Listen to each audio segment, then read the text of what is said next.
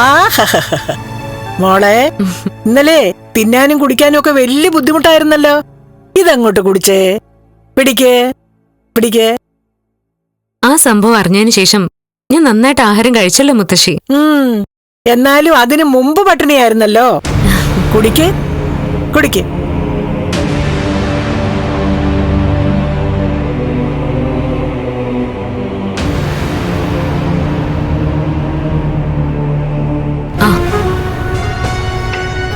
അച്ഛാ, ഇന്നലെ രാത്രി ഒരു 10-10:30 ആയപ്പോ എനിക്കൊരു കോള് വന്നിരുന്നു. ലക്ഷ്മിയുടെ കോള്. ഞാൻ എടുത്തില്ല. അയാളുടെ കാര്യം പറയാനായിരിക്കുമല്ലോ വിളിച്ചത്. ഇനി ആശുപത്രിയിലായിരിക്കുമോ അതോ വീട്ടിലായിരിക്കുമോ? തീർന്നെങ്കിൽ വീട്ടിലെത്തി കാണും. ഇനി മോർച്ചറിയിലാണോന്നും അറിയില്ല. ഞാൻ ഏതായാലും ആ മാമേട്ടനെ ഒന്ന് വിളിക്കാം. ഇന്നലെ മൊബൈൽ ഓഫ് ചെയ്ത് വെച്ചിരിക്കായിരുന്നല്ലോ. വിളിക്ക് വിളിക്ക്.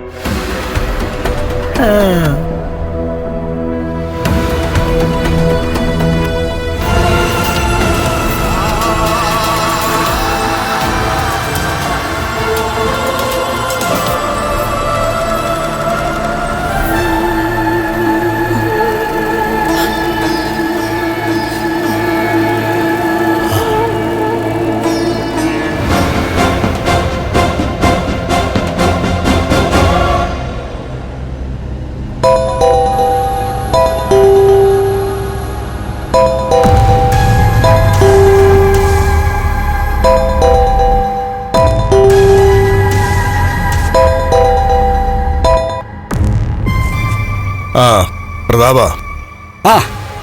എന്തായി മാമേട്ടാ? ഇന്നലെ മുഴുവൻ ഫോൺ ഓഫാക്കി വെച്ചിട്ട് അവൻ വിളിക്കുക. ഹലോ മാമേട്ടാ. ഐസുനാത്ത ചത്തിട്ടില്ല, കുറച്ച് സീരിയസാ.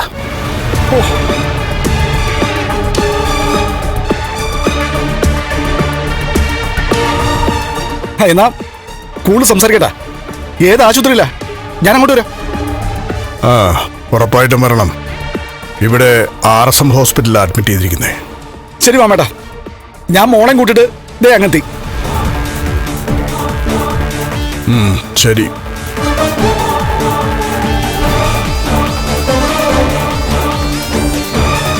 എന്താ വെച്ചാ, അയാൾ ഹോസ്പിറ്റലിലാണോ? ഐസിയുല. ചത്തിട്ടില്ലെന്നാ പറഞ്ഞേ.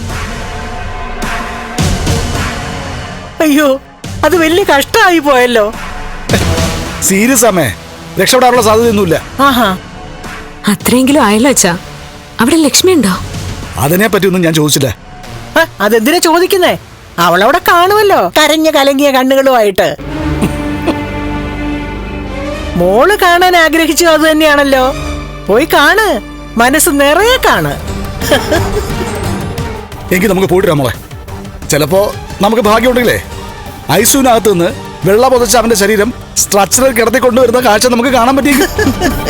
അതിനുവേണ്ടിയേ ഞാൻ സകല ദൈവങ്ങളെ വിളിച്ച് പ്രാർത്ഥിക്കുന്നുണ്ടടാ. അതെ, പോകുന്ന വഴിക്ക് നമുക്ക് അമ്പലത്തിൽ കയറിയിട്ട് പോവാം. അത് നടക്കണേന്ന് പ്രാർത്ഥിക്കാം. സമയം വേണ്ട, മോള് വാ. പോയിട്ട് വരാം മുത്തശ്ശി. പോയിട്ടോ. ശരി അമ്മേ. എടാ പ്രതാപ, അവൻ ആവിയായാ പറയണേടാ. എന്നാ പിന്നെ ഞാൻ കമലേശ്വരത്ത് പോയി നിക്കാം. ആംബുലൻസിൽ അവനെ കൊണ്ടുവരുമ്പോ കുറച്ച് കണ്ണീരുമായിട്ട്. ശരി അമ്മേ. പോയിട്ടോ.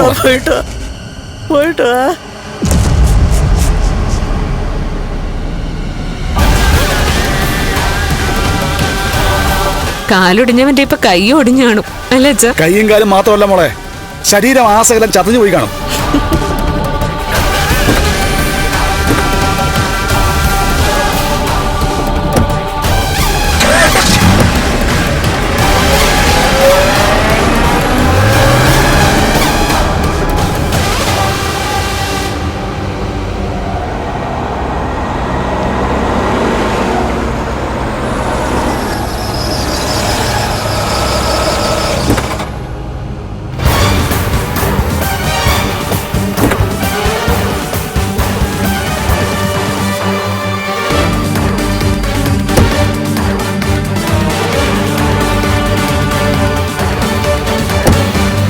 അച്ഛാ, മോളെ എന്താ ഇവിടെ നിർത്തിയേ? മോളെ മുൻവശത്ത് ഇറങ്ങാതെ ഇവിടെ വന്നതേ ആരെങ്കിലും ഒക്കെ കാണണ്ടെന്ന് വിചാരിച്ചിട്ടാ. ലക്ഷ്മി ഇവിടെ കാണോ? കാണാതെ പിന്നെ അവളുടെ കെട്ടിയൊന്നുമില്ല അത് കിടക്കുന്നേ. അവളുടെ കരച്ചില് കാണുമ്പോഴേ ചിരിക്കാതിരിക്കാൻ വലിയ പാടായിരിക്കും അച്ഛാ. ചിരിക്കണ്ട. അവനെ കണ്ടിട്ട് കാറിനകത്ത് വന്നിരുന്നിട്ടേ നമുക്ക് രണ്ടു കൂടെ പൊട്ടിയൊക്കെ ചിരിക്കാം. അതുപോലെ തന്നെ ഇങ്ങനൊരു സന്തോഷ വാർത്ത കേട്ട സ്ഥിതിക്ക് ഇന്ന് തന്നെ മോള് ഉണ്ണിയുടെ ഒപ്പം വീട്ടിലേക്ക് പോണം. ഇനിയിപ്പോ പോവണ്ടെന്ന് പറഞ്ഞാലും ഞാൻ പോവും. ഉണ്ണിയേട്ടന് ചിലപ്പോ ഇവിടത്തെ തിരക്കുണ്ടായിരിക്കും. അങ്ങനെയാണെങ്കിൽ അച്ഛൻ എന്നെ ഉണ്ണിയേട്ടന്റെ വീട്ടിൽ കൊണ്ടാക്കിയിട്ട് പോയാ മതി. ഏട്ടനോട് അനിയന് വലിയ ഇഷ്ടമൊന്നുമില്ല, എന്നാലും ആൾക്കാരെ ബോധിപ്പിക്കാനായിട്ട് ഇവിടെ നിന്നല്ലേ പറ്റുള്ളൂ. അത് വേണം. ഞാൻ ഇവിടെ തന്നെ കാണും, എല്ലാത്തിനും മുൻകൈ എടുത്തോണ്ട്. അങ്ങനെ ഇവിടെ നിൽക്കുമ്പോഴും ഞാൻ കേൾക്കാൻ ആഗ്രഹിക്കുന്നതേ കണ്ണന്റെ അച്ഛന്റെ പിന്നാലെ അവനും പോയെന്നുള്ള വാർത്തയെ മോളെ. പകുതി ജീവനുമായിട്ടാ ഇത്രയും കാലം ജീവിച്ചോണ്ടിരുന്നെ. ഇനി ബാക്കി പോവാൻ വലിയ പാടൊന്നും കാണത്തില്ലല്ലോ. അതുപോലൊരു അപകടമായിരുന്നു മോളെ. ഫ്ലവേഴ്സ് സ്മാർട്ട് ഷോ ശനി ഞായർ ദിവസങ്ങളിൽ രാത്രി 9:30 ഫ്ലവേഴ്സിൽ.